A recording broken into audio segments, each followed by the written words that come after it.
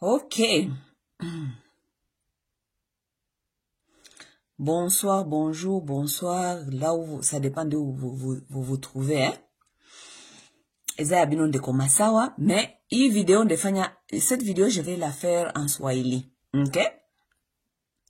Pourquoi? Parce que eza urgence. Nasola na batuya Kiswahili, ba ma Swahili phone. Oui. Écoutez, l'état de la nation, là, il paraît les gens s'adressent maintenant à la nation. Nous tous, nous allons nous adresser à la nation parce que la nation nous appartient à tous. La nation congolaise n'appartient pas seulement aux politiciens. Non, la nation nous appartient nous tous. Et nous tous, nous pouvons aussi parler à la nation. Oui, nous tous, nous pouvons parler à la nation comme les politiciens pensent que il est seulement qui ont droit de parler à la nation. Oui. Nous expliquer leurs bêtises, nous expliquer l'état de la nation là où elle se trouve aujourd'hui, c'est à cause de leurs bêtises. Mais ils viennent nous expliquer, ils prennent le kilo de venir nous expliquer l'état de la nation basé sur les bêtises dont ils ont créé, ok? Donc, nous aussi, nous allons parler de la nation et puis l'état de cette nation et donc la crise dont nous nous trouvons. Donc, c'est eux qui viennent nous donner l'état de la nation, qui l'ont créé. Oui, nous allons parler de ça.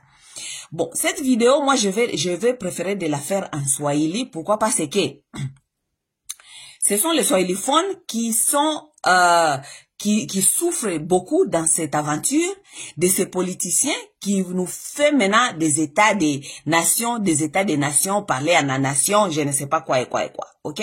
Donc, vous allez m'excuser, cette vidéo, elle sera faite en Swahili, ok? Parce que je vais m'adresser aux swahiliphones et à Kabila. Pourquoi? Parce que Kabila et son groupe, ce sont des gens qui ont pris les swahiliphones en otage, en essayant à nous blaguer, à nous parler les histoires des swahiliphones, que nous sommes des victimes des autres. Donc, moi, je vais parler en swahili pour que cette vidéo soit entendue et compris par les swahiliphones et aussi les Rwandais. Parce que les Rwandais, beaucoup de Rwandais qui sont là-bas dans l'Est et qui sont au Rwanda, ce sont les Rwandais qui sont même au Burundi, ce sont les gens qui comprennent le Swahili et pas le Lingala. Ok, donc, je vais m'exprimer en Swahili.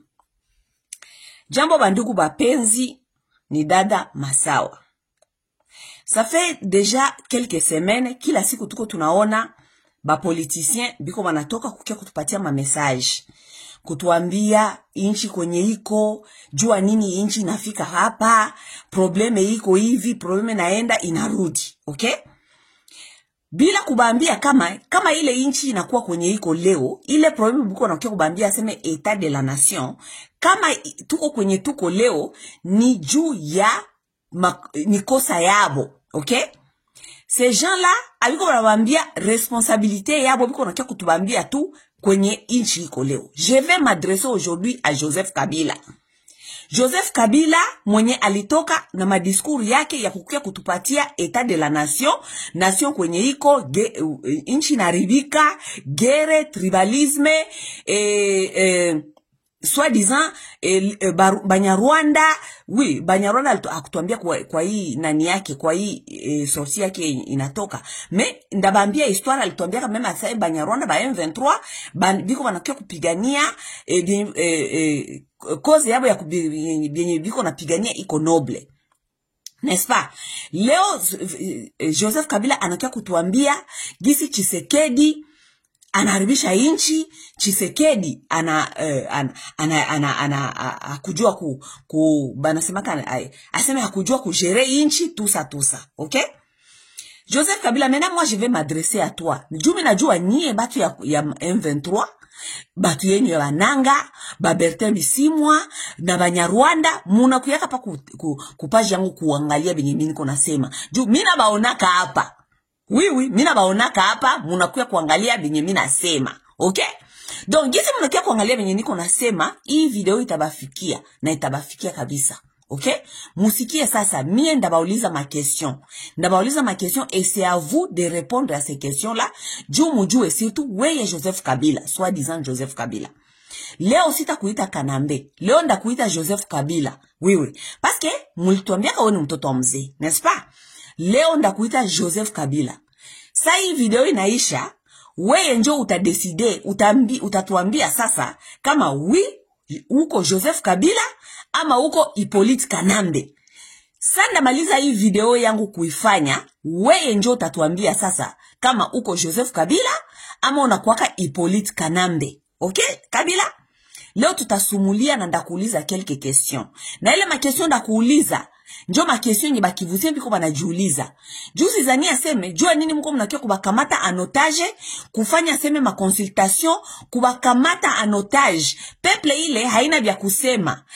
Munabakamata anotage. Juba najua kama bakiyo muima eventire zenyu, mutabaua. Donc gisi habana defense, habana self-defense, habana choix, biko obligé kwa unakuya kusikia na kukia kudefile muswa disant ma consultation yenyu. Mais minda kuambia benye peuple iko nasema na benye peuple iko na revendiquer. Na benye peuple na tutuma tukuambie na mie peke benye masawa ndakuambia. Okay?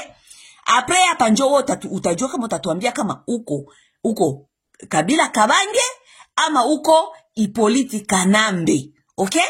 Na njoo après hii video utatuambia kama uko napigana juu ya intérêt yetu ama uko napigana juu ya intérêt ya Banyarwanda na we peke kama uko Nkotani. Okay Kabila? Twende. Joseph Kabila jana ulikuwa ka president, jana ama juzi, parce que tuko tunazungumza mule passé. Jana ama juzi ulikuwa president. Joseph Kabila we peke ukakuwa hapa ukapiganisha M23. Kweli ama bongo? Kweli ama bongo we peke ulikuwa president Kinshasa ukashimamisha ukamata babunduki ukasema utapiganisha M23. M23 ulipiganisha kasa ulikuwa president, ulibapiganisha ku raison gani? Ulibapiganisha kuma raison ke biko ba envahisseur, n'est-ce pas? Ba envahisseur banakuya ku envahir ile inchi, n'est-ce pas? Ama kama kwa raison nyingine wewe bapiganishaka ukio kutuambia hayo hapa wewe leo. Juu uko nakia kutuambia bia mingi, mekuko bia mingi bia uyatuambia. Okay?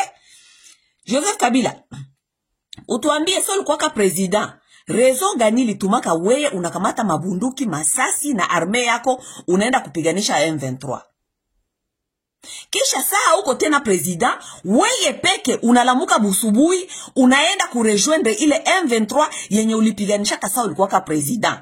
Joseph Kabila, pale utatuambia kama uko Kanambe ama uko Joseph Kabila. Parce que hautatuambia kama saa ulikuwa ka president ukalamuka na mabunduki ukaenda kupiganisha M23. Raison gani yenye ulipiganisha ka M23 yenye leo ina changer juu wewe peke u région de M23? Est-ce qu'on a kutupatia ile raison? Qu'est-ce qui a changé? Qu'est-ce qui a changé? Soit le quoi président ou kapiganisha M23? Qu'est-ce qui a changé aujourd'hui? Est-ce que il est M23? Il a changé. Est-ce que il est M23? Haiko il est M23 yenye ulipiganishaka? Est-ce que il est M23? Haiko na ma revendication yenye ulipiganishaka? Qu'est-ce qui a changé avec cette M23 yenye wewe ulipiganishaka yenye wewe leo una décidé ku rejoindre comme partenaire ama unakuwa tete ya M23 AFC? Joseph Kabila, ça c'est une question que tu dois nous répondre. Juu mpaka saa hii hatu comprendre M23 yenye wewe ulipiganishaka soi disant M23 yenye uliendaka nao rebellion ukatuma mpaka basoda bakongole bakakufa ukaenda mpaka ukauisha Mamadou Ndala mu M23 Joseph Kabila. Kisha leo wewe peke una rejoindre M23. Est-ce que tu peux nous dire kama wewe peke ulikuwa de toute façon M23 ukaikala ukajikouvrir kutete ya nation jutu si comprendre kisha wewe peke ukauisha Mamadou? Oui, Joseph Kabila, mpaka leo investigation kwenye Mamadou alikufiaka inasema kama kwenye Mamadou alikufiaka M23 na baenemia bakukuaka hako ni ilikuwa Mamadou alikufiaka kutere yenye ilikuwa contrôlé par les FARDC. FARDC mwenye alikuwa najua mission yenye balipatiaka Mamadou aende kufanya ni weye Joseph Kabila tu komanda supreme wake mwenye lumutubaka ku mission na MONUSCO. M23 soi-disant Mamadou akakufa ku champ de bataille. Mamadou alikufaka ku champ de bataille kwenye weye na FARDC mulikuwa muna contrôler. Na mwenye alipatiaka Mamadou ile mission ya kwenda. Celle qui connaissait les missions dont Mamadou est allé faire, c'était toi Kabila et la MONUSCO. Sasa leo unatuprouver kama wewe peke ndio ulikuwa ka chef wa M23, ulikuwa kanekala à la tête de la nation, ukaua Mamadou, juu Mamadou alikuwa anaenda kupiganisha M23. Parce que ce n'est pas possible kama wewe ukukuwa ka chef wa M23, leo ukuye, ugeuke, uende ku rejoindre M23. M23 nyoli uko una rejoindre leo Kabila. Ulikuwa unapiganishia nini? Kama M23 ma revendication za boziko noble. Parce que wewe peke mkinyo wako Afrique du Sud unatoka kutuambia aseme revendication za M23 ziko noble. Bon, revendication ya M23 iko noble. Leo ndio revendication ya M23 inakuwa noble. Jana wewe peke sasa ulikuwa president ulipiganisha M23. Revendication yao zilikuwa noble. Qu'est-ce qui a changé? Revendication yao ulipiganisha jana na ya leo ya M23 jusque là on connaît que ce sont les mêmes revendications. N'est-ce pas?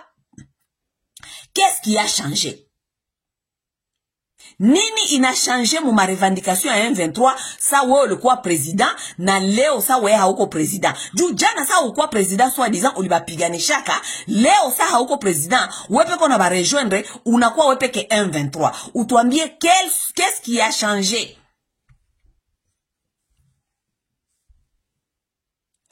Joseph Kabila, après hii émission yangu wewe ndio tatuambia kama uko Kabila ama uko Kanambe. Okay? Joseph Kabila, wewe ulikamataka Bosco Tanganda. Bosco Tanganda ukamutia mu armée congolaise. Seul toi qui connaissais que Joseph Tanganda iko Munyarwanda. Ulikuwa unajua. Parce que tu nous as révélé cela après. Sa Bosco Tangana balisha mufunga, banampeleka CPI, Bosco Tangana kafanyaka defection, akakimbia na plus ya 1800 soldats rwandais. C'est après ça que toi-même tu es venu nous dire que ulikuwa unajua kama Bosco Tangana anakuwa Mnyarwanda, mais pour la paix, pour préserver la paix, tu as accepté de faire ce deal-là avec Bosco Tangana. Joseph Kabila, président de la République, nani garant de la nation, garant des institutions, unaitika militaire mwenye haiko Congolais akuye na branch yake baingie bakwe bana pretende kama biko ba militaire Congolais. Weye ukafanya trahison, weye juu ya nini Kabila? C'est parce que toi-même tu savais que tu étais un M23 amanini. Oui. Jua nini ulisika Bosco aingie muarme na unajua kama ni Munyarwanda. Wewe peke kwa tuambia sema ni c'était pour juu ya ku stabiliser paix. C'est parce que toi-même tu étais M23, Joseph Kabila. Leo mimi nasema ndakufanya honneur ya kukuita Joseph Kabila. Leo sitakuita Kanambe.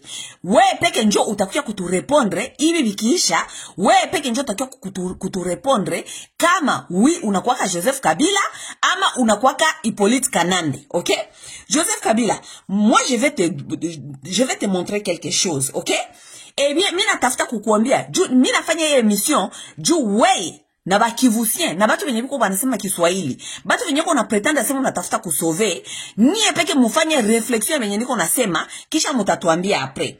Joseph Kabila, ngoja nikoneshe video, okay? Ngoja nikoneshe video. Juu wewe uko mtoto wa mzee, n'est-ce pas? Wewe uko mtoto wa mzee, okay? On va te parler avec des tutakusumuza na maéchantillon. Je vous ai dit que ce sont les Rwandais. Ouais. Que j'exprime cela. Goma est occupé, Bukavu par le rebelle. Il n'y a pas de rebelle. Je vous ai dit que ce sont les Rwandais. Vous voulez que j'exprime cela en quelle langue pour que vous compreniez que ce sont les Rwandais? Ces messieurs ont trouvé trop de miel ici, qui ne veulent revenir, ils ne veulent pas quitter ce pays. Si seulement ils voulaient rester dans ce pays en respectant les autochtones. Joseph Kabila, huyu ase ni babako, wewe, huyu ase ni babako, mzee Laurent Désiré Kabila. Laurent Désiré Kabila sali kuyaka alikuwa najua yeye peke kama alikuwa anakia na Banyarwanda. Sasa akafika Kinshasa, moi je ne vais pas vous rappeler l'histoire de Mzee. Sasa alifika Kinshasa, Mzee akageuka ba partenaire bake, akajipanshe kwa ndugu yake. Akakia kutuambia yeye peke kwa hii video. Anasema qu'est-ce que vous voulez que je vous dise? Je vous dis que il y a pas de rebelles, il y a des Rwandais. Joseph Kabila, mimi nasema hivi. Ama ni baba yako ndio alisema vile. Il nous a dit que je vous munapenda nibambie muluga gani?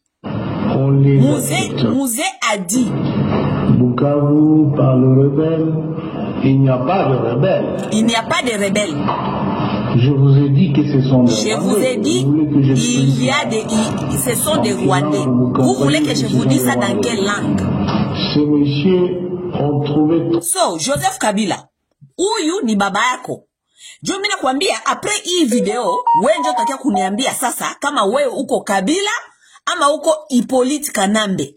Jo huyu ni baba yako, soi-disant biologique. Baba yako alikuingizaka muarme mukakuya kupiganisha vita. Vita ya kukuya kulibere ba Kongole. Membukaenda kukamatana na batu benye munajua kama banaweza kubasaidia.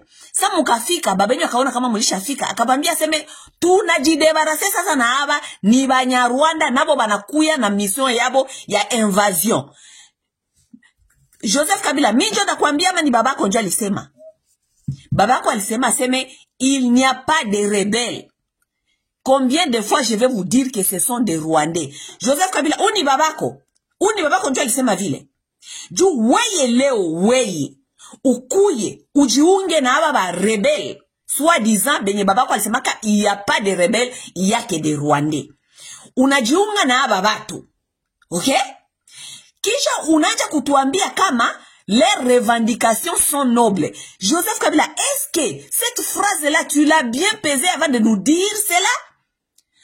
Pour nous dire que les revendications sont nobles. Wewe unaweza kutuambia leo aseme revendication ya Banyarwanda ya ba M23 iko noble. Kama ile ma revendication yao ilikuwa ka noble, baba yako akubafukuzaka, n'est-ce pas? Bonjo balikia kubasaidia. Kama ma revendications zabo zilikuwa ka noble, Joseph Kabila, kama wewe soi-disant so ulikuwa president haungi bapiganishaka, n'est-ce pas?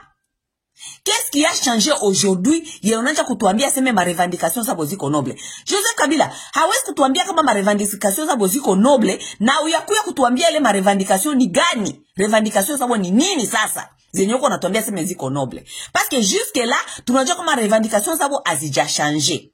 N'est-ce pas? Tunajua kama revendication haiya changer.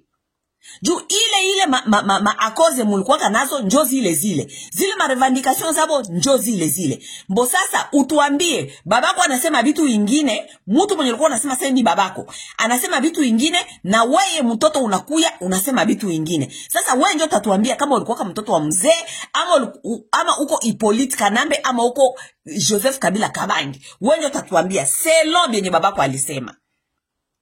Parce que ce n'est pas possible. Munatuambia seme mzee alikuwa na mtoto wake anakuya mbaliua mzee na Banyarwanda, kisha mtoto wake munampatia presidence, kisha ule mtoto iko na maneno yote contradictoire na baba yake soi-disant. Baba yake mwenye balitembea naye soi-disant muvita, alimupeleka, anamuforme, anamuleta mpaka Kinshasa.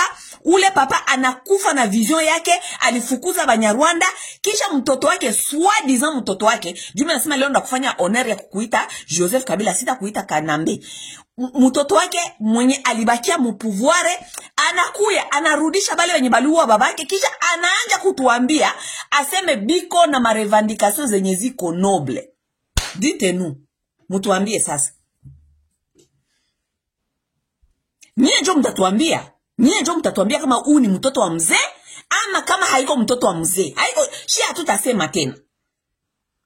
Juu sasa tuko tunamwambia seme huyu Joseph Kabila huyu mwenye mlikia kutuformele huyu ni Nkotanyi huyu mtoto muko mnakatala. Sasa mutuambie koma eske mtu anaweza kuwa na vision totalement opposée ya babake. Babake alifukuza Banyarwanda, yeye anakia kutuambia semeo les revendications sont nobles. Sasa hivi unamwambia kama huyu mtoto njoo aliwaka baba yake, muko mnasema seme hapana. Koma eske leo anaweza kuenda ku rejoindre M23 na banamwambia seme huyu mtoto njoo aliuishaka baba yake munakatala, alors que yeye leo njoo anakuya kusupporter benye baliwaka soit disant baba yake. Babake anasema seme ce ne sont pas des rebelles, ce sont des Rwandais. Yeye anakia kutuambia seme les revendications sont nobles. Aiko mtoto sababu iko anambia se mtoto njoo aliwaka baba yake, muko mnakatala, muko mnakatala. Sababu iko anambia seme mtoto njoo aliwaka baba yake, muko mnakatala. C'est vous qui vont nous dire maintenant. OK? Parce que ce n'est pas possible ce que Joseph Kabila est en train de faire. Joseph Kabila konenda kufanya donc Joseph Kabila iko na aggraver situation yake de plus en plus. Il fallait j'y arrêter pale alipatia Félix Tshisekedi pouvoir ya bongo, akimbia aende yake kama yeye na Tshisekedi abasikilizane, akimbia aende yake kama kule Afrique du Sud ajikalie, mais le monsieur il est revenu encore kurudi. Donc unasikia mtu mwenye banasemaka criminel anarudiaka toujours ku endroit yake ya crime. Parce qu'il se rapproche s'il a oublié quelque chose, n'est-ce pas? Criminel anarudiaka toujours ku endroit yake ya crime parce que il se rapproche kuangalia nani banaitaka nini conscience yake inamureproshaka toujours criminel aseme rudia pale, peut-être kuko kitu yenye liwacha yenye inaweza kukuaccuser, inaweza kutuma bakuaccuser. Rudia pale uangalie kama ile scene kwenye ulifanya crime iko clean. Batu babingi benye banafanyaka crime banabakamataka mwaibi. Le criminel revient toujours ku endroit yake ya crime. Alisha patia Tshisekedi pouvoir aende sasa, aende kule komsa tuko tunamusema Kabila wewe ulituiba pouvoir ukapatia Tshisekedi. Anarudia ku endroit ya crime. Il s'oublie, il est venu nous dire que Banyarwanda nani ma revendication zabo ziko noble, n'est-ce pas? Sasa Joseph Kabila uniambie sasa revendication ya Banyarwanda yenye iko noble njoo ya wapi? Juu au ya tuambia, il faut l'écrire, il faut iandika kabisa pia kutuambia ile ma revendication yabo zenye ziko noble, zenye wewe uko unasema njoo revendication gani sasa? Okay? Utuambie ile revendication njoo revendication gani? Sabi kwa wanasema sema uko Munyarwanda, sabi kwa wanasema uko Nkotanyi, uko wanasema uko nakusemea bongo. Quelles sont les revendications là de Banyarwanda que tu es en train de nous dire que ce sont les revendications qui sont nobles? A partir ya Sud-Afrique uko nasema vile. Joseph Kabila unatoka kuona Thabo Mbeki kama Thabo Mbeki. Ex-president wa Sud-Afrique. Ule president njoo kunafanya propaganda kule kwa Sud-Afrique yote kusema aseme shie ba Kongole tuko tunatesa Banyarwanda, hatubapendi ku matere zabo, tuko natafuta kubanyanganya matere yabo. Toi tu es allé voir Thabo Mbeki Kabila. Mais au corriger bile bine Thabo Mbeki qu'on asema. Tu n'as pas corrigé ce que Thabo Mbeki est en train de le dire. Pourquoi? Parce que wewe peke njoko M23, toi même uko Nkotanyi, wewe peke uko napiganisha ba Kongole kubienye Thabo, donc ulienda même ku renforcer bine Thabo Mbeki qu'on asema. Parce que en sortant de ce meeting avec Thabo Mbeki, ukatuambia aseme les revendications des rwandophones sont nobles. Quelles sont les revendications? Revendication yabo tunasikiaka kila siku. Soit disant shie atubapendi pale tunabafukuza. Joseph Kabila uniambie hata wewe peke sasa tangu ulikuwa ku pouvoir. Banasema seme shie ba Kongole atubapendi. Shie ba Kongole tuko na bambia barudie kwabo. Shie ba Kongole Joseph Kabila, wewe sasa ulikuwa ku pouvoir. Ulifukuzaka Banyarwanda ngapi? Soit disant sasa ulikuwa ku pouvoir, wewe ulifukuzaka Banyarwanda ngapi? Est-ce que kuko citoyen mwenye iko na kapasite ya kufukuza Munyarwanda muile hinchi kama haiko leta? Est-ce ile ma revendication mko wanasema ma revendication sasa shi atubapendi?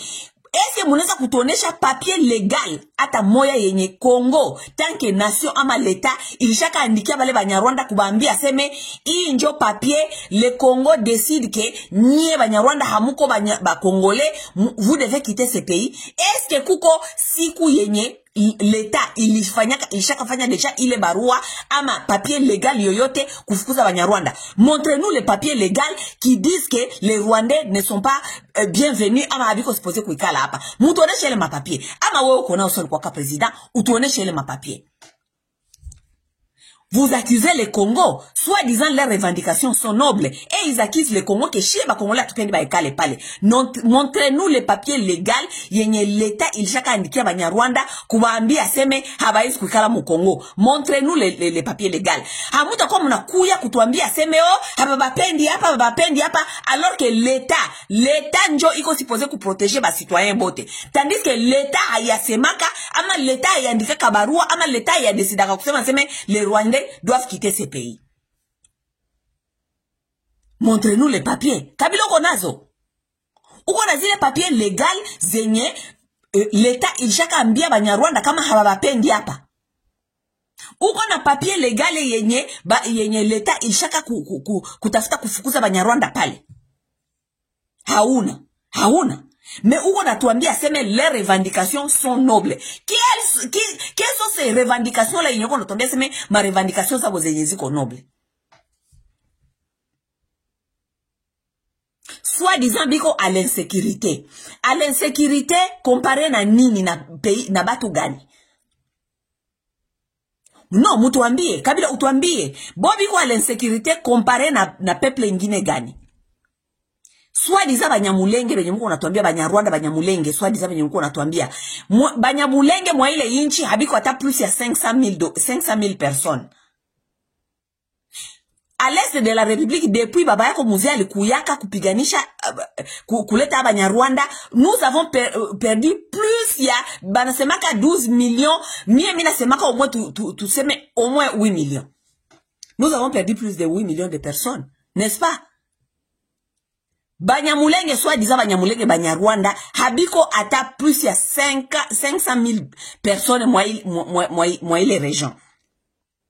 Bon sasa ile 8 millions de morts yote ilikufaka Kabila.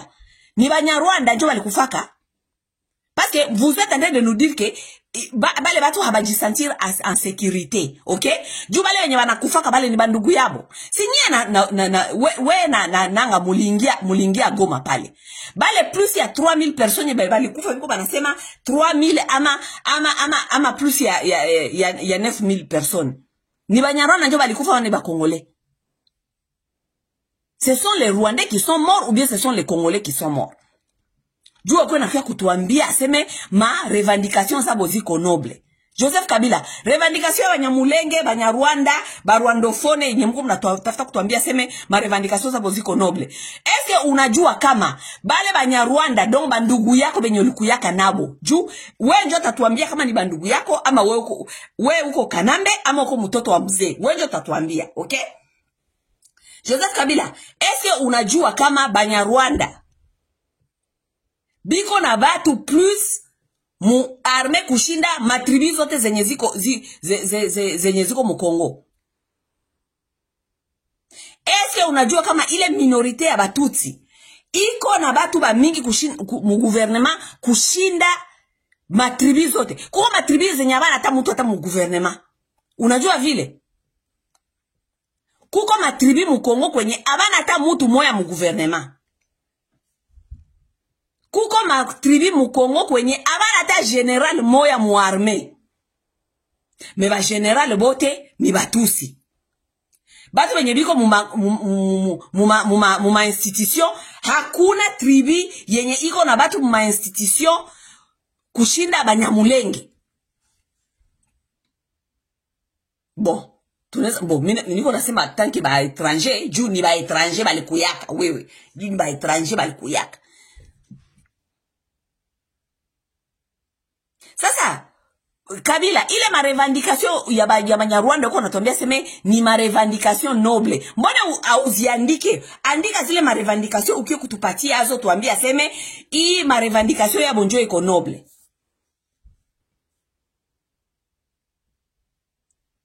Parce que unakuwa avocat ya Banyarwanda. Unaenda, unajirejoindre nabo, unakuwa AFC M23. Okay. Njo vile, unakuwa sasa, unaanza kurevendike juu yabo. Bakongole, benye ulimaltraite. Bakongole, benye uliachia Chilombo. Ça, ce n'est plus ton problème. Donc, toi, tu n'es plus... C'est tout... Ouais, donc, ouais, à où t'es un problème, Joseph Kabila?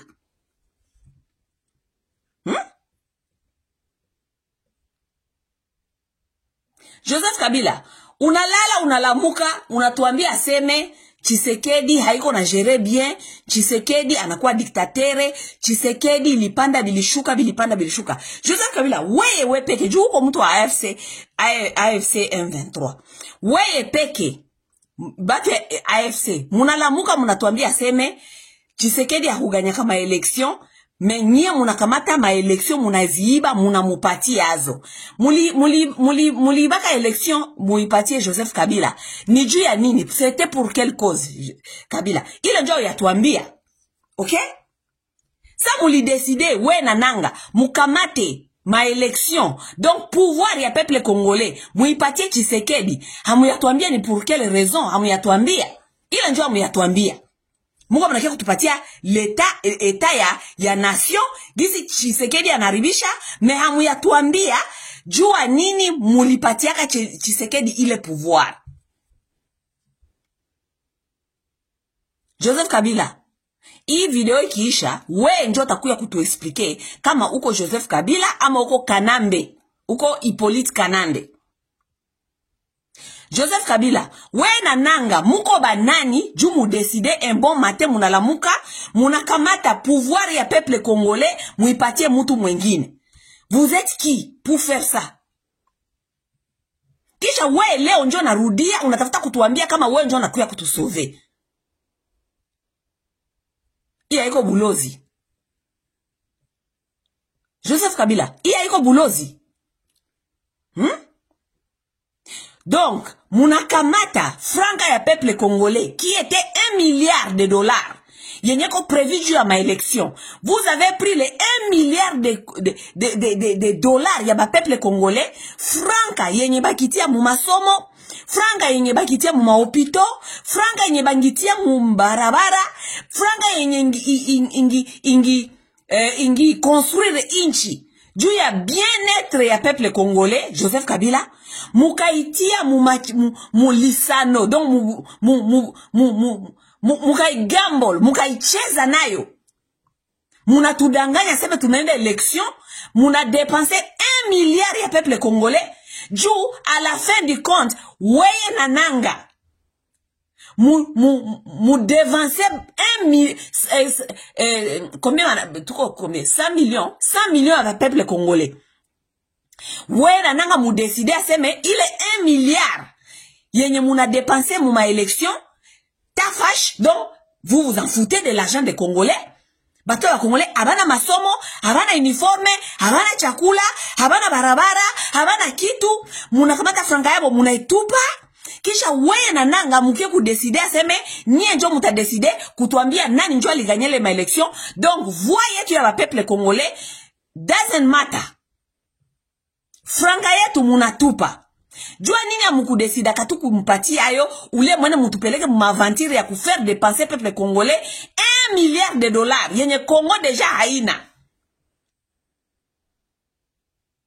Yenye ngeza kuservire mubitu yenye ineza kukonstruire ile peuple. Munaena munatupa $1 milliard. Juu muke kutuambia aseme niye njo mulipatia ule papa pouvoir.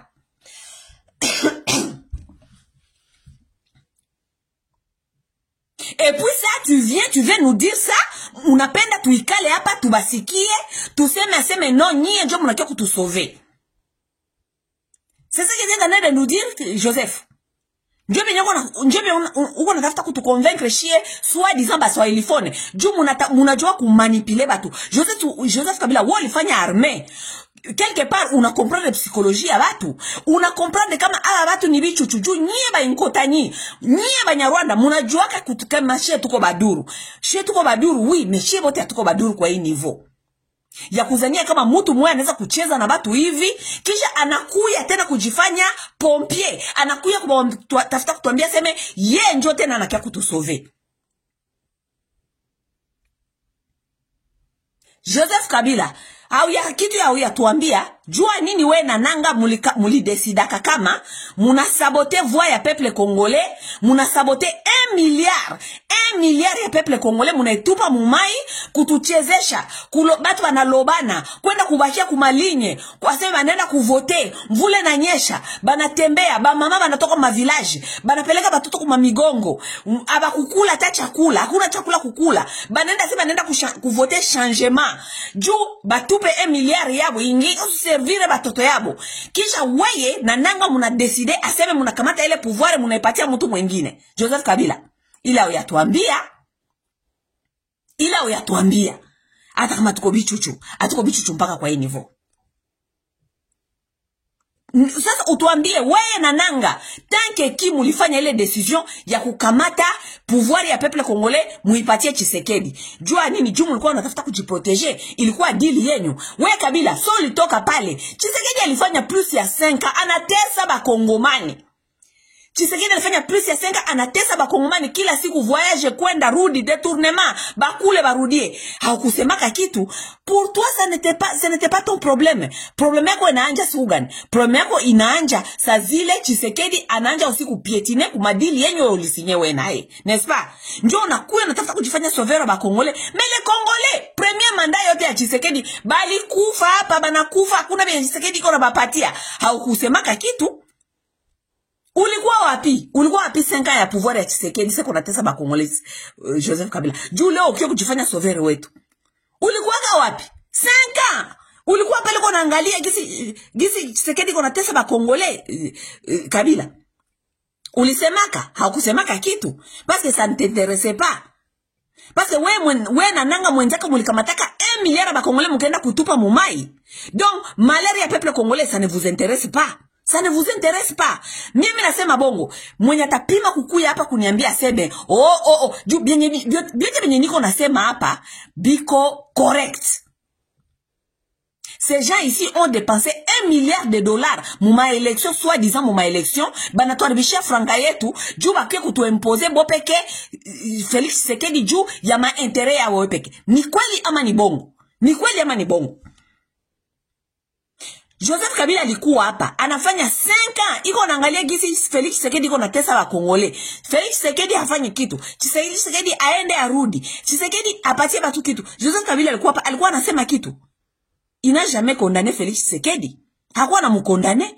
Joseph Kabila anaanza kukondane Félix Tshisekedi tout seulement saa zile banaanza kugusa byake. Banagusa kingakati, baligusa kule kwenye bibi yake alikuwa balienda kumumenase mu nyumba. Tusa bana sasa niona binakuwa mpaka vya kugusa vya kwake. Njoo Joseph Kabila anajitosha, anakuja sasa kutafuta kutudefendre. Hakuna benye Joseph Kabila kuna defendre pale na nanga. Hakuna, ntabio. Hakuna benye kuna kia kutudefendre. Leo ndio anaona souffrance ya peuple congolais. 5 ans, kama 6 ans Tshisekedi alifanya pale. Joseph Kabila alikuwa anasema kitu, hakuwa anasema kitu. Donc hakuwa anaona kama Tshisekedi iko na faire souffrir ba Congolais man. Si alikuwa anaiona.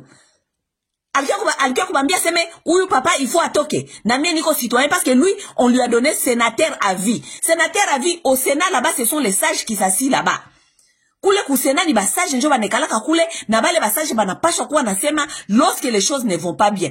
Ye Kabila aliendaka kujifaire voter soi-disant sénateur à vie. Mais le pays allait mal. Lui sénateur de vie n'a rien dit. Aucun jour il a dit quelque chose. Il n'a rien dit parce qu'il s'en foutait de vous. Il s'en fout de vous. Leo juu mainteresa keziko touché. Leo juu hajue tena kwenye ataanja kwenye atatia mugulu. Leo juu anajiretuvena na kuwa refugie. Oui, juu anakuwa refugie sasa. Hapendi tena kuikala andeore ya inchi. Bana munyanganya kingakati. Bana munyanganya maaminite yake. Bana munyanganya anakuwa citoyen normale. Allez, maintenant il va venir se battre.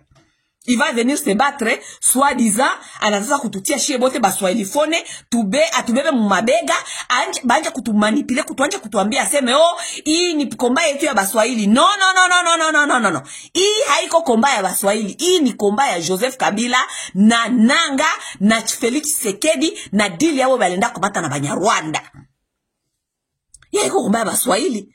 No, ile manipulation ya baswahili iko nafanya iko na consulter batu hapa, consulter baswahili, hii ni kutafuta ku officialiser balkanisation. Juu yana Tshisekedi wa kusikizana kudili ya wewe balisinyaka. Bali violer ma institution. Bali violer constitution. Bali violer CENI. Bali violer ma élection. Ces gens-là ont violé les institutions pour nous imposer leur propre deal. Bakakamata pouvoir ku deal yabo. Sasa ile deal gisa il marché, les messieurs maintenant, ils veulent faire bras de fer avec celui dont ils considèrent ils ont donné le pouvoir. Barafuta fanya bras de fer. Bon babakie na este, mwenza babakie na oueste. Maintenant, pour nous embarquer dans ces bêtises ya balkanisation, bon babakie ku este, mwenza babakie ku oueste, banatafuta kia kutu faire avaler, kutu gobe, kutu bebesha, mizigo ya kutuambia seme oh, ni histoire ya baswahili. Hapana, hii haiko histoire ya baswahili, bongo. Haiko histoire yetu. No, bongo. Haiko histoire yetu. Bale baswahili benye iko natafuta kupigania leo, surtout bakatange benye banapeleka muhima mabega, banabambia seme hii ni histoire yenyu. Mais muli souffrir hapa, Tshisekedi iko na faire souffrir hapa. Kabila iko Sud Africa na ikala ke kule. Alikuwa anasema nini? Alikuwa anasema kitu. N'est-ce pas vous avez souffert? Bakatange muna souffrir hapo mikono ya Felix. Combien des années muna souffrir mikono ya Felix? Kabila alikuwa anabambia nini? Hakuwa anasema kitu. Le monsieur il était là, il vous regardait, il disait rien. Ils s'en foutent de vous complètement. Ces gens-là savent seulement vous utiliser lorsqu'il faut sauver leurs propres intérêts. Bale batu banajua seulement kuba utiliser kama banapasha sauver intérêt yabo. Et maintenant là, Joseph Kabila doit sauver ses intérêts. Et comme il veut sauver ses intérêts, maintenant il veut nous embarquer dans cette aventure. Ya kutuanja kutuambia seme ni problème ya baswahili. Non, haiko problème ya baswahili. D'abord, les Katangé, je vais vous dire quelque chose. Nye ba Katangé, moi ne bambie quelque chose. Munona yo Kabila huyu. Ni mimi bambia. By the end of this video, Kabila anapaswa kutuexplique kama yeye ni Kabila Kabange ama ni Hippolyte Kanambe. Okay? Nilishabaonesha video. Mina naambia seme ce n'est pas possible kama huyu mtoto soit disant alikuwa mtoto wa Kabila. Yeye na babake banaweza kuwa na mavision yenyeko si opposé. Baba yake alituambia kama il y a pas de rebelles, il y a que des Rwandais. Munataka nibambie muluga gani? Je vais vous mettre encore la vidéo. Ce monsieur Goma est occupé, Bukavu par le rebelle. Il n'y a pas de rebelles. Il n'y a pas de rebelles. Je vous ai dit que ce sont des Rwandais. Je vous ai dit que ce sont des Rwandais. Vous voulez que je vous exprime ça en quelle langue? Vous comprenez que ce sont des Rwandais. Ok, merci. Ce monsieur ont trouvé... Katange. Uyu ni mzee. Uyu ni Katange. Tunajua kama mzee ni Katange. Alibaleteka mtoto wake le muhimu mnasema huu muleo aseme Kabila. Mnatuambia sasa ni mtoto wake. C'est bon. Tunabapatia haya sasa ni mtoto wake. N'est-ce pas? Huyu Kabila mtoto wa mzee, soi-disant mtoto wa mzee. Sasa alikuwa ku pouvoir. Mwenye alikuwa benye balikuwa pembeni yake. Haiko parmi balikuwa pembeni yake benye batu balikuwa banazania mtu atakuwa Dolphin wake. Mwenye yeye ataachia pouvoir. Haiko Moïse Katumbi. Est-ce qu'il y a quelqu'un qui a été dans le gouvernement de Kabila qui était fort kushinda Moïse Katumbi? Kuko mtu mwenye alikuwa mu gouvernement ya Kabila, mwenye alikuwa na reputation kushinda ya Moïse Katumbi. Kuko mtu mwenye alikuwa tout le monde savait kama leo Kabila haiko Dauphin wake naturel. Mwenye anaonekana kama de toute façon mwenye bakongole bataitika na mwenye anatoka mu PPR juu à l'époque PPR ilikuwa kitu ya mkubwa. Mwenye atakamata pouvoir ni Moïse Katumbi. Votre soi-disant fils Joseph Kabila, tellement soi-disant il vous aime, akafukuza Moïse Katumbi. akamufukuza. Hakupenda kata kusikia aseme pouvoir inaweza enda kwa Katange ama inaweza kwenda kwa Moise Katumbi. Haiko Kabila huyu Kabila Joseph njo alifaire rater Katanga nani pouvoir. Haiko yeye. Pour qu'il puisse partir avec ses propres intérêts, Dieu a revenir aje kubadanganya nyie bakatangele munaanza kuitika maneno ya Joseph Kabila. Il devait faire ça plus facilement que ça iko natoka pour pouvoir anje kuprepare Dolphin waki alikuwa naturellement anajulikana kama huyu anaweza kuwa Dolphin Kabila, ilikuwa kama Moise Katumbi. Mais il a fait rater le pouvoir au Katangé. N'est-ce pas c'est lui qui vous a fait rater le pouvoir?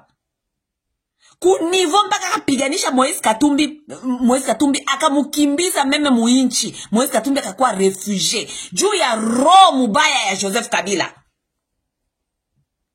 Les messieurs là ne vous aiment pas. Uyu papa iko na roho mubaya sa ya batutsi. Joseph Kabila n'est pas le vôtre. Mwache kwa najidanganya. Ce n'est pas possible kama muzee anaweza kusema langage ingine.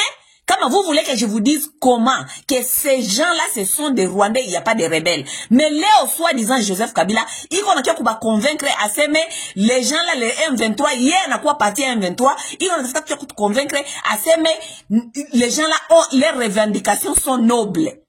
Hier, n'a pas que soi-disant, habana langage moya. Habana langage moya. Et vous voulez nous prouver comment Joseph Kabila nous totoke na mzee?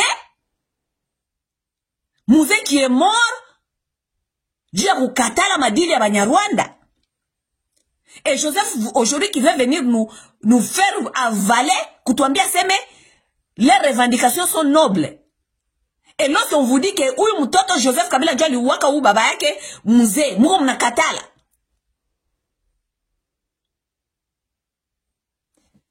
Nyie ndio mtatuambia kama Joseph anakuwaka Katange ama ni mtoto mzee ama jinake Kabange ama Kanambe. Nyinyi ndio mtatuambia après hii video, nyinyi ndio mtatuambia. Ana fait rater nani Moise Katumbi pouvoir. Anakamata pouvoir anaipatia Tshisekedi, n'est-ce pas? Et puis kupatia le Tshisekedi le pouvoir, leo Mungu mnatafuta, en tout cas mtanishangaza batu wenye Mungu mnasupporter Joseph Kabila. Leo mnatafuta kutuambia sema Joseph Kabila alikuwa dirigeant wa bien. Leo Mungu mnatafuta kutuambia kama Joseph Kabila alikuwa dirigeant wa bien. Lui-même il reconnaît même pas qu'il était un bon dirigeant. Du un bon dirigeant, angisemaka okay sawa, mina d'abord un bon dirigeant kama alikuwa kanishafanya deja 2 mandats yake. Yenye Katumbi alitaka sema deuxième penalty, kama troisième penalty. Troisième mandat tafuta kufanya ya bongo. Kama ifanyaka 2 mandats, kama ingesemaka bwana, mimi nakuya munjia ya demokrasi, hii pe ini ingikamata hivi na hivi, ilikuwa mu difficulté. Mimi naacha hapa tunapatia basi mtu mwingine. Gisi mimi niko wa PPRD, tunapana kandida wetu Moise Katumbi aende. Aifanyaka 2 mandats ingeenda, hakuna mwenye angimusumbua. N'est-ce pas? Non, n'est-ce pas? Akaja d'abord kupiganisha benye biko mu parti politique yake yepeke benye anaona kama aba ni bastar aba banaweza ni remplacer. Anaja deja kubapiganisha kakimbiza Moise Katumbi akaenda. Piganisha apendi kutoka mu pouvoir. Piganisha mpaka ku dernière minute tukatafuta donc tukamutia tellement pression akaona hakuna tena choix, il faut atoke sasa, il faut afanye nini? Il faut agir sauver. Vous savez pourquoi il a voulu se sauver? Parce que lui-même, il reconnaissait qu'il n'était pas un bon président. Il n'était pas un bon dirigeant. Kabila yepeka reconnaître kama haikuwa bon président. Ni emo mnatafuta kutuambia seme c'était un bon président. Ce n'était pas un bon président. Du coup alikuwa un bon président. Hangienda kuma mesure nyalenda kukamata ya kutafuta kufanya madil mpaka kwenda kutafuta kufaire voter ma loi ya kumuprotéger. Kabila a commencé d'abord. Anenda ku Sénat. Oh, mbele atoke, il faut ba mu garantir sécurité, il faut institution, il faut ba mu patie ma immunité, il faut Kabila. Kama alikuwa ka bon dirigeant, haonkuwa napigania vile aseme oh, mbele utoke, il faut sécurité haonkuwa napigania ile yote. Mejua nini ulikuwa napigania ile yote? Ju conscience yako haiwezi kudanganya. On peut mentir à tout le monde sauf sa conscience. Unadanganya batu, unadanganya una manipule bakatange, unadanganya batu benye biko wanakula buma miete pembeni yako. C'est ça le problème. Okay? Me haukuweza kudanganya conscience yako. Conscience yako nakwambia aseme bwana hauko en sécurité juu angalia benyo lifanya. Angalia benyo lifanya. Unakimbia kule Sena. Oh ma loi protectrice ya Kabila ye peke. Oh sénateur à vie. Oh nini na nini. Oh atuza mugusaka. Makrime za leo za kesho. Hakuna mwatamulombaka etu. Si baka muvotele ma loi. Baka mpatia sénateur à vie. N'est-ce pas? Malgré ki sénateur à vie, ule papa alikuwa na conscience yake haikuwa inalala. Malgré banamwambia seme tutakuprotéger, utakuwa sénateur à vie, malgré ile alikuwa anajua kama tellement hakukuwa ka bien, il fallait se protéger et continuer à chercher les moyens de se protéger. Njo mana alienda kukamata pouvoir akaipatia Tshisekedi na kumusinyese ingine madili. Si c'était un bon président, il avait déjà les immunités, je ne sais pas, au parlement koule. Bah, il n'est pas qu'à voter sénateur à vie. Est-ce qu'il devait encore donner le pouvoir à Tshisekedi à me faire signer ma papier? Musitufate mie na badugu yangu kama tunatoka hapa miwa ma famille biologique ma famille politique mutuache musitufate juu ya makrime za leo za kesho zenye tulifanyaka même les crimes économiques. Regardez à niveau que ule papa alikuwa anatafuta tellement protection. Mutu mwenye anajua kama conscience yake clair, kama alidirige bien, est-ce que anaweza kwenda mpaka kwa ile extend ya kutafuta ma protection mpaka pale? Et vous voulez venir nous dire aujourd'hui que Kabila c'était un bon président. Bon président kuna muna gani? Expliquez-nous ça un peu. Alikuwa bon président muna gani mutuambie. Aye sasa. Lui-même il reconnaît, sa conscience reconnaît qu'il n'était pas bon. Et qu'il a fait tellement beaucoup de bêtises et beaucoup de dégâts. Kabila aliangusha ile inchi. Mabito alienda kufaire signer Tshisekedi kule. Basi guse mu armée, basi fanye réforme armée, basi fanye je ne sais pas quoi, basi fanye ma réforme à la vie. Pourquoi? Parce que le monsieur avait mis ses pions partout. Il y a contrôle. Inchi ni yake. Tulizane. Kabila Kabila, we papa we haukose bulozi, ile inchi ni yako. Ile inchi ni yako juu useme hapa basiguse. Ile inchi ni yako. Inchi haiko yako. La raison pour laquelle haukuwa napenda kupatia hata bakatange ile pouvoir parce que ulifanya tellement ma crime économique ya mingi mukatanga, haukuwa napenda katange moya akuya kamate pouvoir ukwe exposé aone benye ulifanya bisu uliuzisha vitu bisu ulileta tellement désordre mukatanga. Sasa ile dile yenye ulienda kusinya na Tshisekedi inabakwama, n'est-ce pas? Dile ulienda kusinya na Tshisekedi sasa iisha kukukwama. Sasa Kabila inakukwama, soit disant sasa we na nanga ba sauver ya ba Congolais munakuya aseme no munatafuta kutusauver juu angalia Tshisekedi afanye hivi, Tshisekedi hakufanya hivi na hivi. Okay, munatafuta kumunyang'anya pouvoir. Joseph Kabila après hii émission wenjo utajua kama huko Joseph Kabila Kawange ama huko Kanambe.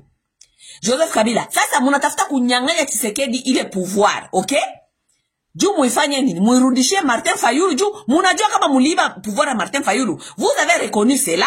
Okay, munatafuta sasa kukamata ile pouvoir muitoshe kumikono ya Felix juu haikuutilize mubaya, juu haikuutilize bien, juu nyie njo muko biote ya ba Congolais. C'est vous les soi-disant, donc c'est vous qui décidez tout.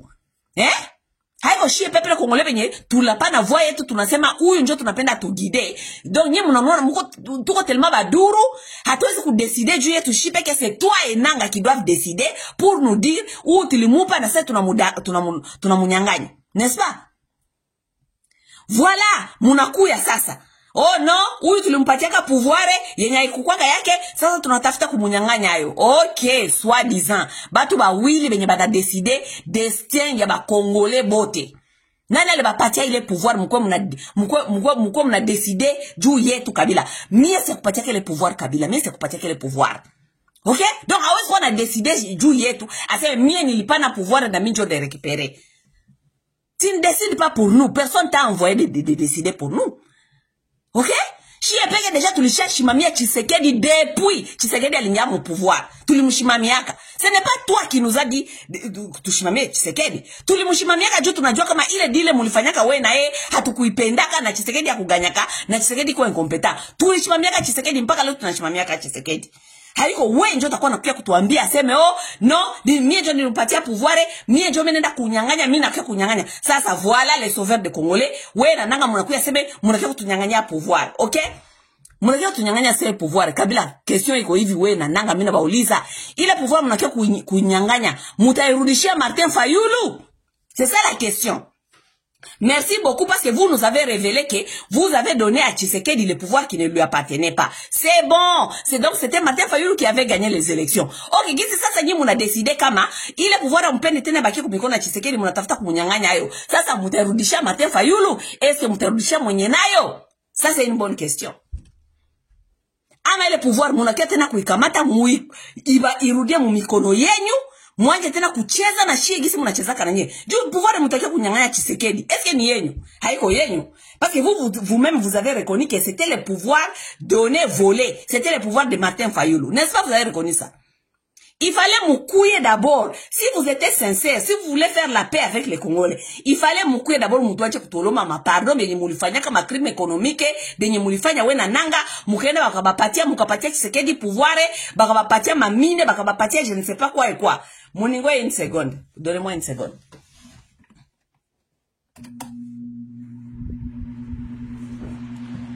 Muko mnanisikia? J'espère que ventilateur yangu haiba déranger.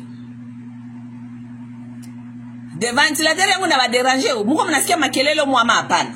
Muniambie kwanza avant de continuer. Hein? Munasikia makelele ya ventilateur oui ama non? Si ça dérange il faut ndaikata. OK?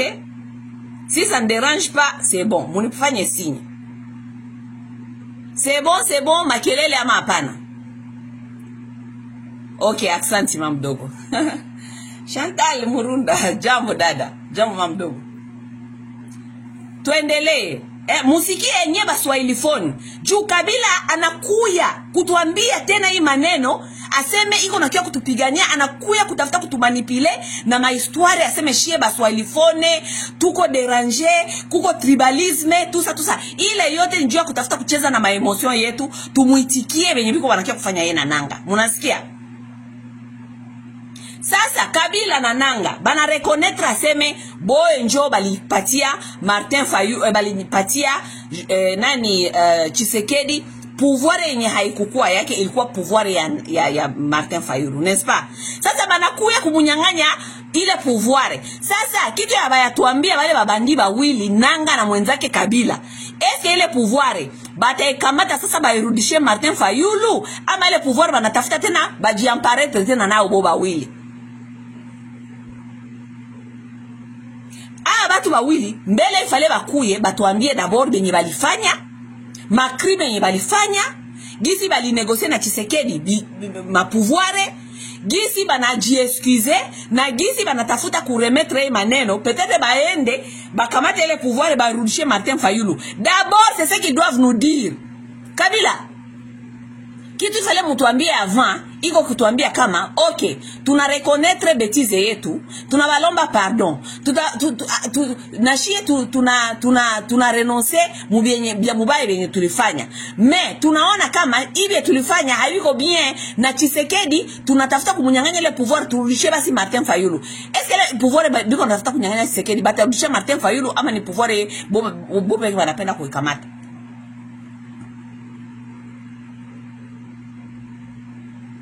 Sasa Kabila anakuwa sasa porte parole oui juu banasema kaseme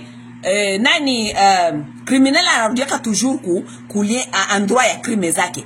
Ye ula narudia anakuwa tena porte parole wa M23 na banasema na AFC. Sasa hivi litokaka mimi niko parmi watu ya kwanza nilibambiaka kama hii mouvement ya AFC ni Kabila. N'est-ce pas je vous avais dit ça? Je vous avais dit ça dès le départ. Mnasema hii ni mouvement ya Kabila. Leo ula natoka leo anakuya kuassume mouvement yake, n'est-ce pas? Sasa Kabila na Nanga, sa munakuya na M23. M23 yenye yepeke Kabila alipiganisha kasali kwa president. Leo anaenda kurejoindre na M23. Sa mutakuya na M23. Juu cette fois-ci mutapatia M23 nini? Juu M23 nayo ni Banyarwanda. Habatukia kubakompanye bure. Mutapatia nini? Mbona vile bitu ya tuambia? Banyarwanda mutabapatia nini? C'est ça que vous nous avez pas encore dit. Juu Banyarwanda bakia kusindikiza mzee. Soit disant baba yako Kabila. Saba alifika Kinshasa benye balilomba babako akaona binakuwa difficile. Akakatala. N'est-ce pas? Ndio ilituma babako anafika kulufu. Sasa weye na Nanga. Sasa mko mnakia na M23 Banyarwanda. Bali balomba nini? Ama muda ba promettre nini? Ama mutabapatia nini? Mbona mtuambie sasa shi peuple congolais mko nakia kutuambia ma discours ya manipulation mko mnakia kupigania baswahili fone baswahili fone banateseka baswahili fone. C'est depuis quand we Kabila uko na susia baswahili fone? C'est depuis quand? C'est depuis quand uko na susia baswahili fone we?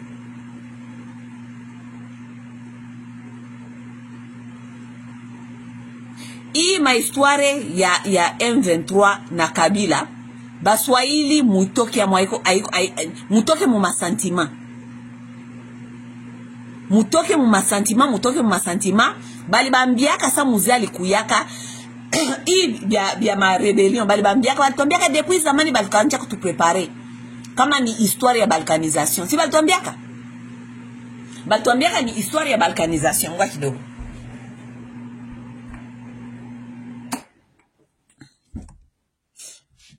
Balituambiaka hii mahistoire ni mahistoire ya balkanisation, n'est-ce pas? Bakongolo bakapiganisha, abapendi balkanisation. Tukapiganisha, bakongole wote bakapiganisha. Tukasikia ile mahistoire, ma rumeurs zinakuwa difficile juu peuple hakuna peuple munaweza kubalkanize kama peuple haipendi. Bakatafuta maformule ya mwisho Joseph Kabila alipiga makarte njoi ya kukuya kutia Tshisekedi juu anajua kama Tshisekedi bitakuwa hivi kisha boba aende kujiamparaître na este kisha na balitia Tshisekedi pale juu anajua kama Tshisekedi ni tribaliste atadiviser ba Congolais comme ça tukue na hii masentiment ya kukatala kukua ensemble. Ces gens, Kabila najua, c'est un ingénieur, ne blaguez pas avec Hippolyte Kanambe. Banajua Johnny balitia Tshisekedi pale. Banajua Johnny balitia Tshisekedi pale. Banajua kama avec balkanisation, ou Joseph Kabila kukia kubalkanize hapa, batu wote batasema seme voilà, yeye mtoto njoo aliwaka baba yake na hii njoo mission balimuletea hapa afike kubalkanize hii nchi. OK? Donc, Joseph Kabila connaît ce qu'il faisait. Kujouer ma carte yake ya balkanisation, il est en mission ou papa. Kujouer ma carte yake, anajua kama Tshisekedi huyu njo faible, huyu mwata nisaidia kufinir kwa hii balkanisation. Ndatia Tshisekedi pale, Tshisekedi atakuya kuderanger ba Congolais, atanuire ba Congolais batakuwa na bisirani, tribalisme atakuwa fasi yote muinchi, kisha ba Congolais habatapenda tena kuishi ensemble na njo atakuwa excuse ya kufanya balkanisation. Joseph Kabila connaissait tout ça. Il connaît tout ça. Comme ça, ikwe, kisiku ni kwale, yabo, ikwe, excuse yabo, ya kwenda kujirefugie ku este, juu ya kuanja kuambia batu wenye biko nasema Kiswahili, aseme, angalia tunateseka, angalia huyu papa, anatribalize inchi, huyu papa, anafanya hivi. Mais ça, c'est son ingénierie. C'est Kabila qui a ingénié tout ça. C'est lui, ni yeye. Juu kesho sana kuya, anaja kuba consulter, kubaambia kama njo vile, shie bata Kiswahili tunateseka, shie, kisha njo tabambia seme, njo vile, tulombe tu basi tukue autonome, ba Congolais ba itike balkanisation. Mais tuitike balkanisation mimikono ya banani? Ya Banyarwanda. Tuitike balkanisation mimikono ya banani? Joseph Kabila. We Joseph Kabila we na Nanga. ile kitu njo haita atuta avalaka. Unaona ile kitu mko nataka kutufera vale. Ile kitu njo atuta avalaka ta siku moya. Ile kitu njo atuta avalaka. Hamuta tubalkanize au profit ya Banyarwanda, surtout Batutsi. Hamuta balkanize ile peuple, au moins mui balkanize na force tu na binduki gisi punashimama pale na mabunduki. Mais ile peuple hamuta ibalkaniza kaseme muipatie Batutsi mkone iko control ya Batutsi. C'est impossible. Congolais wa este hajione kukua mutumishi wa Mututsi. C'est impossible. Hein?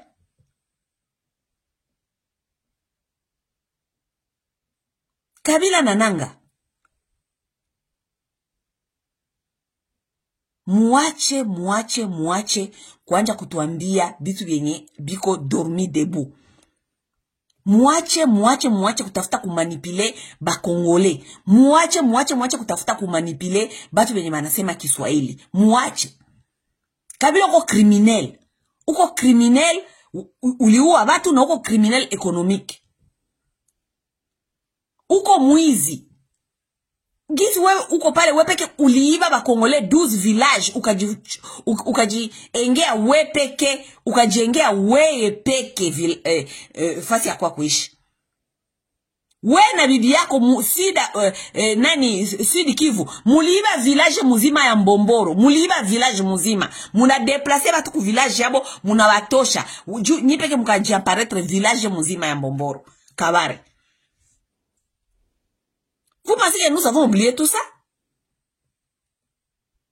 Kabila, le Congo ne t'appartient pas. Congo a quoi appartenir. Haiko seme jua tupendi Tshisekedi, njua seme tunakupenda wewe urudie. Ce n'est pas possible. Haiko seme jua tupendi Tshisekedi, njua seme tunapenda Kabila rudie. No! No. Ile inchi haiko yako, haiko ya baba yako, haiko ya batoto yako, haiko ya bandugu yako. Ile inchi ni ya 100 millions d'habitants, 100 millions de Congolais. Et nous tous, nous avons droit de vivre, d'y vivre et de jouir. Il y a Dieu qui vient de Congolais pays et tout.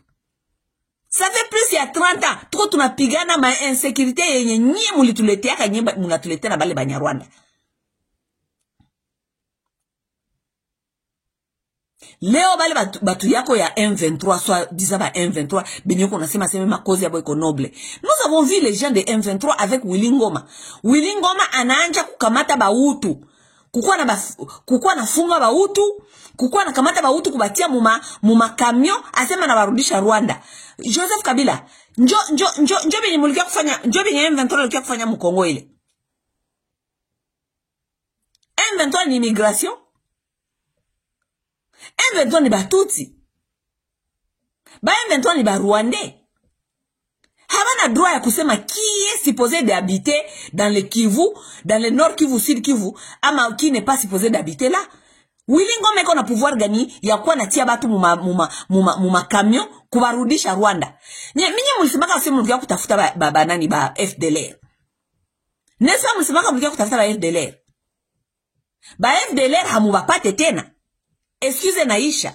Vous n'avez plus rien à dire aux gens, même à la communauté internationale, que vous étiez venus combattre les FDLR. Vous êtes là parce que les FDLR menacent la sécurité au Rwanda. Où sont passés les FDLR? Maintenant, il n'y a plus les FDLR. Maintenant, ça devient, tout quoi pas, niju, discrimination, tout quoi pas, niju, tribalisme. Les M23 est venu chercher les FDLR. Rwanda likia kutafuta FDLR. FDLR leo mpaka leo FDLR ziko wapi? Hakuna FDLR.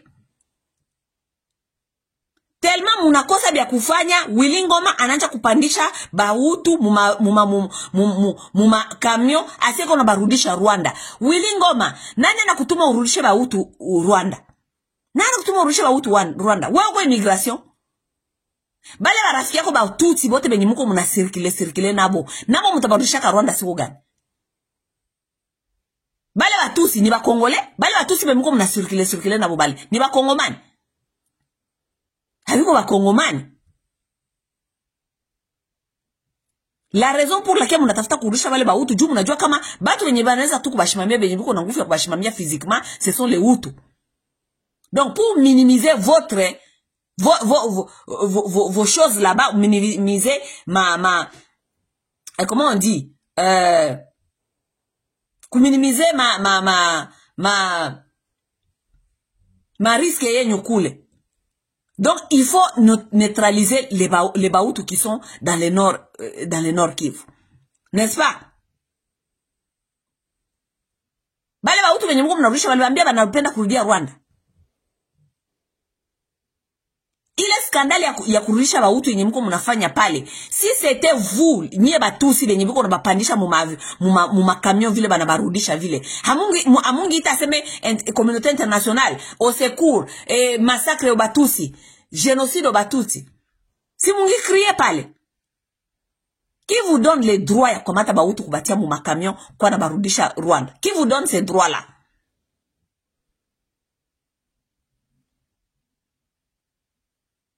Qui vous donne ces droits-là? Hein? Joseph Kabila. We njo tajua kama weye mwenye ulikuwa ka président de la République, soi-disant, ukapiganisha M23. We njo tajua leo kama utatua expliquer kama we unakuwa ka Congolais, unakuwa ka Kanambe, unakuwa Kabange ama unakuwa ka Kanambe. Juu auta tu expliquer kama we mwenye M23, so ulikuwa président soi-disant. We ule unatoka président, unaenda kurejoindre M23. Ile M23 ulipiganishaka. Qu'est-ce qui a changé? Revendication ça organiser li changer. Qu'est-ce qui a poussé qu'on a toka président libapiganisha unaenda kuba rejoindre?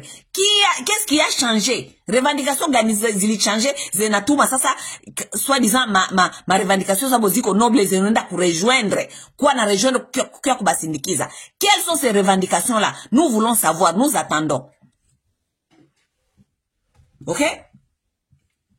Mie niko na ngoya mukie kutuambia ma revendication ile ya Banyamulenge na ya Barwande yenye iko noble, yenye Kabila ko natuambia seme les revendications sont nobles. Moi j'attends que Kabila vienne nous dire quelles sont les revendications là qui sont nobles. Et en plus tuko tunangoya Kabila ukuye kutuambia kama weye uko mtoto wa mzee, juu mzee alisemaka il n'y a pas de rebelles, il y a des Rwandais. Vous voulez que je vous dise ça dans quelle langue? Mzee alisemaka vile. Il n'y a pas de rebelles, il y a que des Rwandais. Weye, soit disons comme mtoto wa mzee, na mulukuyaka naye muvita moya. Ye bakamuua. Toi tu ne peux pas nous donner, awezi kutupatia perspective ingine kushinda yenye babako alisemaka. Bongo. Oui. Baba yako hata tuambia seme ce sont des Rwandais qui ont trouvé beaucoup de miel ici et ils ne veulent pas partir.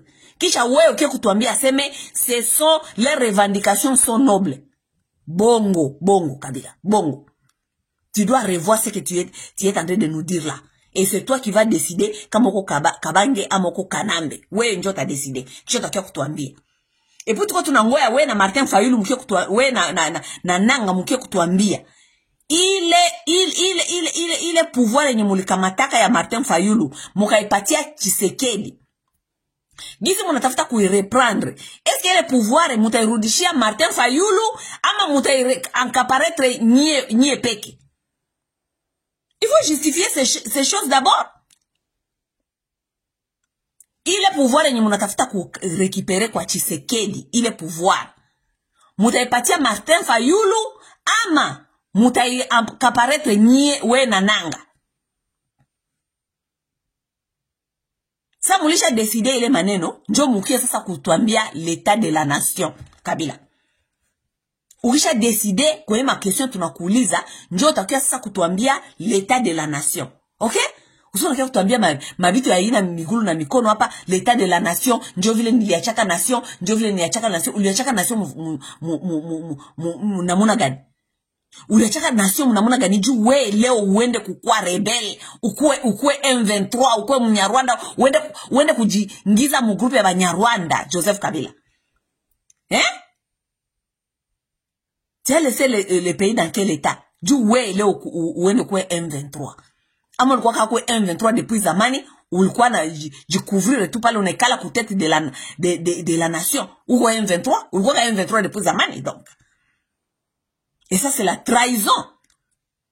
Nous on a trahi inchi kwa ile niveau, il faut ba mupandre. Hana droit kwa na kia kushimama mbele ya batu, mbele ya bakongole kwa na tuambia ma discours yenye haina aitenir. Okay? Mwana mwambie hii message Joseph Kabila wenyu. Mwambie aseme maswali mfanyia message.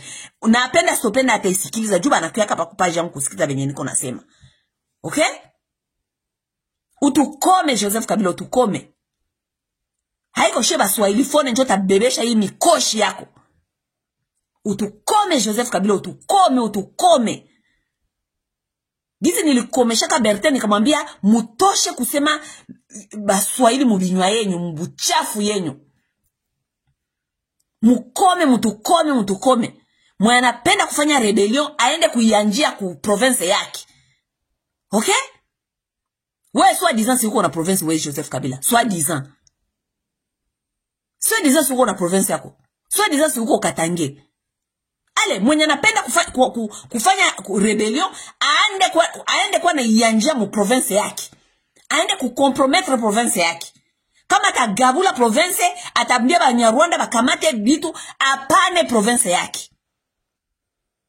Nanga, unatokea ule kama ule kule. N'est-ce pas?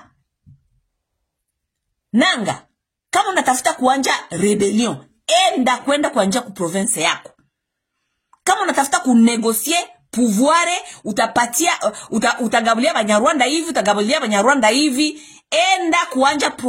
enda kuanja rebellion mu province yako. Musuwa natafuta kutuletea mikoshi kila siku. Kila mtu mwenye anahapendi afurahi binyalenda kufanya byake byope entere byake yepeke anakuya kueste no seed Kivu. Kuya kutafuta kutubebesha mikoshi. Tunakia kusiporte ba rebele, munakia kusiporte ba Nyarwanda benye shie peke hatuko tunaweza kudigere.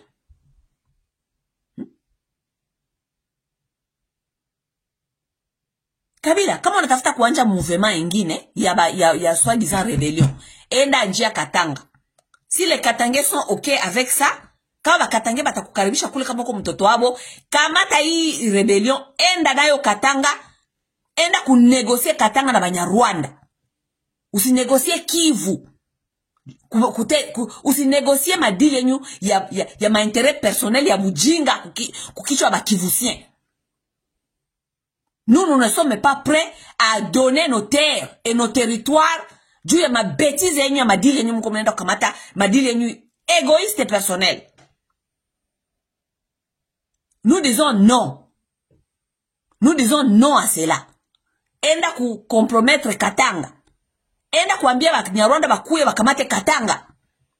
Enda kupana materi kule Katanga. Saba Katange munaona gisi Banyarwanda banakuya. Bananja kamata materi yenyu, bananja kuviole batoto yenyu, bananja kuviole mama yenyu, njo mutatuambia kama rebellion iko bien ama hapana. Okay? Katange. Saba Nyarwanda banakuya kule kwenyu. Kama mnapenda kunegocier pouvoir, soi-disant pouvoir. Juu le pouvoir mungu natafuta kunegocier sahi, mungi kamataka kupete nyoso, mungi kamataka kufaciliter yote kama Kabila ngiwachaka Moïse Katumbi. Okay? Ce n'est pas vous qui vont venir ici chercher à faire convaincre aux gens que mungu mnapigania pouvoir, mnatafuta kunyang'anya ule pouvoir na Kabila njoo atabasaidia kukamata le pouvoir. Pourquoi Kabila ne vous a pas donné ce pouvoir là lorsque Katumbi était là-bas? Vous ne devez pas être dehors ici en train de combattre pour le pouvoir alors que Kabila li katalaka kubapatia pouvoir. Ce monsieur-là a refusé de vous donner le pouvoir. Ça veut dire vous devez le combattre. Munapasha kumpiga Kabila, munapasha kumpiga. Alikatala kubapatia pouvoir. Leo mnaanza kutafuta 1000 chemins juu kwenda kurécupérer pouvoir. Et puis kwenda kumkamata tena kusema sema ni mtoto wetu atakia kusaidia kamata pouvoir. Il pouvait vous le donner avec Moïse Katumbi. Donc faire rien angikuwaka Katumbi. Kabila a eu combien de Katangais qui étaient à côté de lui, qu'il pouvait donner ce pouvoir-là. Ça, ce n'était pas son mission. Il a eu quoi mission yake? Mission yake alikuwa ka balkanisation. Na ile balkanisation, kama ngipatia ba Katangais pouvoir, kama ba Katangais abaki endelea na nani ya balkanisation. Alipatia Chilombo, jua najua kama Chilombo ni tribaliste na italeta masentima tribale diviser mu ba Congolais. Ndio bana alimpatia le pouvoir. Mais si vous les Katangais vous voulez soutenir Kabila, soit disant que c'est votre fils, prenez-le, amenez-le au Katanga. Aende kule ku compromettre ma terre zenyu. Parce que vous avez chez vous. Ma rebelle ma désordre haitakuwa seulement inakuya mukivu. Hapana. Mwanapenda pouvoir aende kuanja rebellion kwabo. Kabila aende kwabo Katanga, aende anje rebellion kule. Kisha sasa mtafanya rebellion kule, mutakomprendre rebellion njo nini? Sa batanja kuvioler batoto yenyu, batanja kuvioler ba mama yenyu kule, njo mutakomprendre ça veut dire quoi rebellion, njo mutajua kama mutakontinue nele rebellion ya Banyarwanda ama hapana. Njo mode opératoire ya Banyarwanda ile. Viol, terrorisme, kupiga, kumanipuler, kuvioler, kumaltraiter, njo mode opératoire ya batusi ile. Okay. Kabila kamata rebellion yako, peleka kule Katanga. Okay? Nanga, même chose na weye. Kamata rebellion yako, peleka aule kama ule kule Kisangani. Peleka yo kule. Enda kunegosier kule kwenyu na Banyarwanda. Ambia Banyarwanda mukipenda kunisaidia kupata pouvoir, mukuye huku Kisangani, huku Zaire, huku ule, niko na bia mingi bia kubapatia, niko na mater, niko na bia vile. Musiko mnatafuta kunegosier ma pouvoir yenyu ku materi ya bakivusien. Rwanda tatusaidia, tutamupatia mater. Mater ya banani mko mnagabula, mater ya bakivusien. Parce que nous allons pas compromettre nos terres. Na njoma na mpaka leo tungaliki tunapigana. Parce que nous ne voulons pas compromettre nos terres. Celui qui veut le pouvoir pour les terres, il n'a qu'à aller compromettre sa province. Bientôt tutaanza kubafukuza ma province zetu. Okay? Kabila, kama kuna kwenyu, enda kwenyu Katanga. Kama Katange banapenda kukusutenir kusema uko wakwabo, enda kwenyu Katanga, enda kufanya rebellion kule. Nanga, uko na kwenyu, enda kufanya rebellion kule, mwenda mkompromettre materi yenyu kule. Mwambie Kagame akuya kamate materi zenyu. Hamta compromettre kwa batu. Hamta kwa batu juu. Toi Nanga, tu n'es pas du nord au sud Kivu. Tu n'es pas de là-bas. Non plus toi Kabila. Tu n'es pas du nord sud Kivu. Tu n'es pas de là-bas. Tu es Katangais soi-disant et l'autre il est de l'autre côté. Prenez vos rébellions, amenez chez vous. Allez compromettre vos terres. Allez donner vos terres. Parce que jusque là chez Bakivusien tubaambia kama tunapenda kupana ma terres zetu kwa Kagame na Banyarwanda. Hapana. OK? Quittez chez nous. Quittez chez nous. Allez chez vous, allez amener vos rébellions là-bas. Amenez vos rébellions dans vos provinces. Quittez chez nous. OK? Mulishe kalia pale Goma on dirait kuna kwa kwenyu. Goma haiko kwenyu. Kabila Goma haiko kwenyu. Nanga Goma haiko kwenyu. OK? Mwena mpiganie hii mavita yenyu, munatafuta kupana mabudongo, munapata juu dile yenye mutasinyia na Kagame ama na Banyarwanda ni ya bater. C'est ça la revendication, njoo ma revendication za bozili. Ni ya kupana budongo. OK? Hamta pana budongo zetu. Vous n'avez pas donné nos terres. Ça ce sont nos terres. Allez compromettre vos terres là d'où vous venez. OK? Musafite kutuanglobe shibote mwa hii mabitu, muje kutuambia seme Nigeria Baswahili. Oui, Nigeria Baswahili soi-disant, mais qui va perdre les terres? Ce sont les Kivusiens.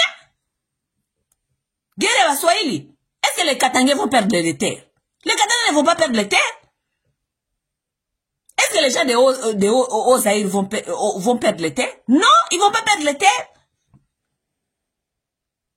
Les terres de qui sont compromis? Les terres de Kivusiens. Munatafuta kutupeleka mwa hivi mfason ya sentiment. Tuitike tu aseme Nigeria baswahili, tant que c'est nous qui vont perdre les terres. Pas vous. Ce n'est pas vous qui vont perdre vos terres. Parce que si c'était vos villages qui étaient compromis, Hamungi itika.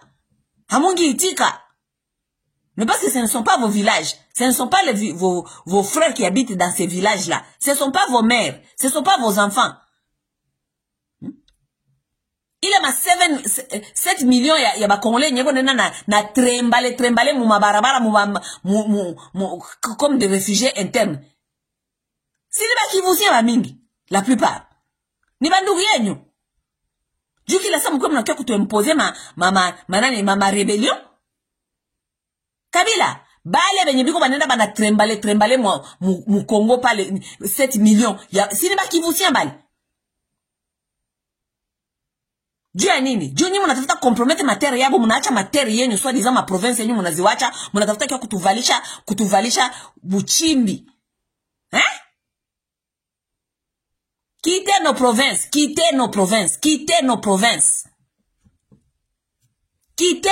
Prenez vos histoires, amenez je ne sais pas où. OK? Quittez nos provinces. Ce message est à Nanga ya Kabila. Quittez nos provinces. Amenez vos guerres ailleurs. Amenez vos guerres dans vos provinces. OK? Ne venez pas chercher à nous manipuler. Aseme Nigeria baswahili. Juu mnatafuta kuuzisha. Kwetu shie mnatafuta kuutuzisha. Alors que kwenyu amupauzishe. Mnatafuta kutuimposer tuikale na Banyarwanda. Mnatafuta kutuimposer tuikale na watu ya kuuana.